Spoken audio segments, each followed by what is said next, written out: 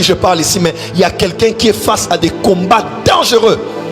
À la fin de cette année, on a décidé d'en finir avec toi, en finir avec ton ministère, en finir avec ton mariage, en finir avec tes enfants. Mais je décrète et déclare, les eaux n'ont pas tué Moïse, mais les eaux ont tué Pharaon. La grande question qu'on a toujours eue autour de Jonas, c'est que qu'est-ce qui s'était passé qu'un être humain puisse être... Il Bible donne toutes les preuves possibles que Jonas était mort.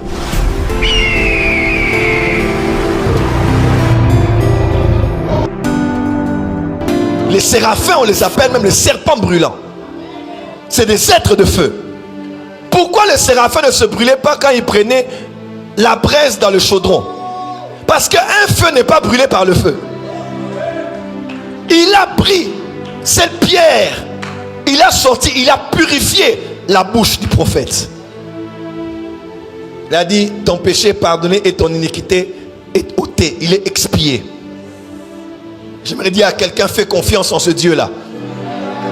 Même si tu manques, un corbeau peut venir te donner la nourriture. Oh, tu n'as pas dit amen. Je dis, un corbeau peut te donner la nourriture. Je dis, un corbeau peut te donner la nourriture. Il y a certaines personnes qui veulent ta mort. C'est une anophèle, un moustique qui va les tuer. Malaria, malaria, malaria. Ce n'est pas malaria normal. C'est le Dieu maître des armées qui va envoyer une moustique. Oh, tu n'as pas dit amen. Le Dieu que je sers, le Dieu que tu pries, ces 3 jours-là, il va utiliser toutes les armées des cieux, de la terre, de la mer et des eaux pour te justifier et pour te défendre contre tes adversaires.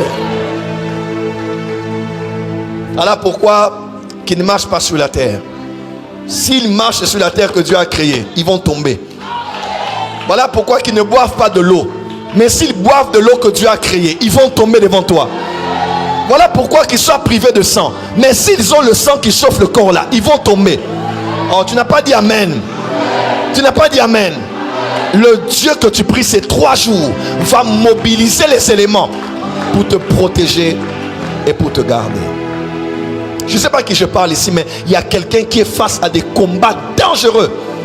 À la fin de cette année, on a décidé d'en finir avec toi, en finir avec ton ministère, en finir avec ton mariage, en finir avec tes enfants. Mais je décrète et déclare, l'Éternel Dieu des armées.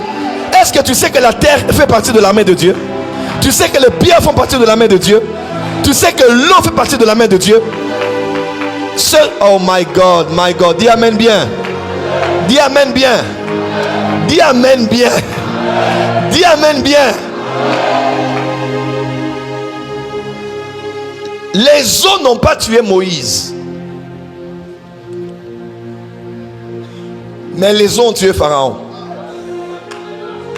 Ceux qui ont malédiction pour les uns seront bénédiction pour toi. Je décrète et déclare comme prophète du Tout-Puissant, l'élément eau va engloutir tes adversaires en cette saison. Je dis, Pharaon sera englouti dans cette eau au nom de Jésus-Christ. Dis amen bien qu'on avance. Mais vous asseoir. Et si on voit cet homme qui s'appelait Jonas fuir la voie de l'Éternel, alors on se pose la grande question qu'on se pose généralement, c'est par les théologiens, est-ce que le livre de Jonas est vrai? C'est une fiction, n'est-ce pas? C'est une fiction, c'est une légende, c'est une métaphore, allégorie, c'est juste une image. Certains même disent que c'est comme Oncle Sam représente les États-Unis. On n'a jamais vu l'Oncle Sam, n'est-ce pas? Mais on dit au pays d'Oncle Sam, tu ne l'as jamais vu. Mais quand on pense à Oncle Sam, on pense aux États-Unis. Et ainsi on dit que Jonas, c'est peut-être l'image d'Israël, qui était censé être une nation missionnaire, mais qui est en train de fuir son appel. Mais à vrai dire, aucune de ces thèses n'est vraie. Pourquoi? Parce que Jésus a cru que Jonas était un homme qui a existé. Jésus s'est comparé au prophète Jonas en parlant de sa mort et de sa résurrection. Dans les paraboles, on ne parle pas généralement des miracles. Dans les paraboles, on parle des faits qui ont existé. Ninive a existé. Amen, amen. Ninive a existé. C'était une ville qu'on connaissait. Tarsis a existé. Donc on ne peut pas prétendre que c'était une parabole, c'était une fiction, une légende qu'on a créée. Ça a vraiment existé parce qu'on a aussi l'image de Jonas. On va le lire dans 2 Rois. On a le nom de Jonas qui s'y retrouve. C'était un prophète qui était connu. La Syrie était connue. Ninive était connue. Alors, la deuxième grande question qui tourne autour de la vie de Jonas, c'était qu'est-ce qui s'était passé vraiment dans le ventre du poisson? Parce qu'à vrai dire, ça ne peut pas se faire. Comment un être humain peut rester 3 jours dans le ventre d'un poisson? Alléluia. Dans le ventre d'un poisson, c'est la grande question qu'on peut se poser des fois. Alors, j'aimerais vous dire seulement que la Bible est vraie. La Bible est vraie. Un âne a parlé à Balaam. La Bible est vraie. Un figuier a été maudit et a séché à partir de la racine. La Bible est vraie. Les eaux étaient devenues un pavé. Jésus avait marché dessus. Tu n'as pas dit amen. La Bible est vraie. Le feu était tombé du ciel et a consumé 50 personnes. Plus d'une fois. Dans 2 Rois chapitre 1. Ce que la Bible dit est vrai. Et nous la prenons comme telle. La grande question qu'on a toujours eue autour de Jonas, c'est que qu'est-ce qui s'était passé qu'un être humain puisse être vivant à l'intérieur du sein d'un poisson, mort ou pas? Comment a-t-il pu prier dans cette circonstance-là? Déjà de 1, vous devez savoir que la Bible donne toutes les preuves possibles que Jonas était mort. Donc vous qui lisez Superbook, je vous déçois. Jonas n'était pas entré vivant dans le ventre, dans le sein du gros poisson. Jonas était mort. Il dit, les hommes avaient environné jusqu'à m'ôter la vie. Il faut 1 minute, moins de 2 minutes, 1 minute 30 secondes pour que l'homme puisse se noyer quand il est sous l'eau.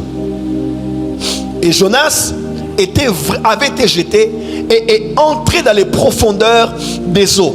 Les algues même l'avaient entouré au niveau de la tête.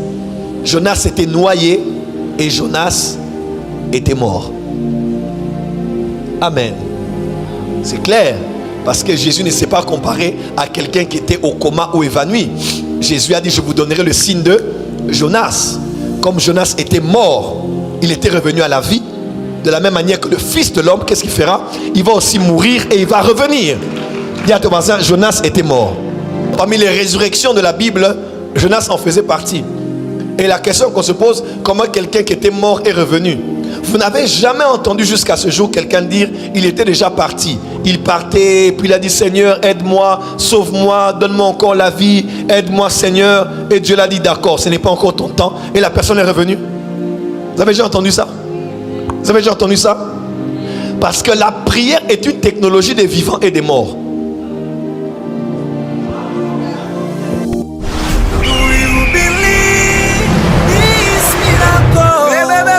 Supernatural dunamis power. Receive